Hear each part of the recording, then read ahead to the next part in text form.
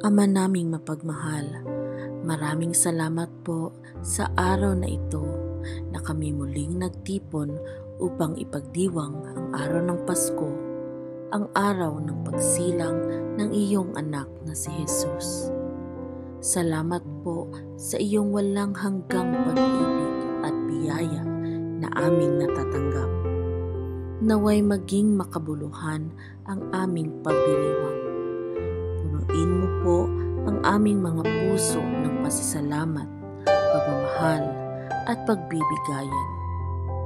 Gabayan mo po kami sa lahat ng aming gagawin upang ito'y maging kalugod-lugod sa iyo. Basbasan mo po ang bawat isa sa amin at ang aming mga pamilya, lalo na ang mga nangangailangan. Ito po ng aming dalangin sa pangalan ni Jesus, ang Hari ng Kapayapaan. Amen.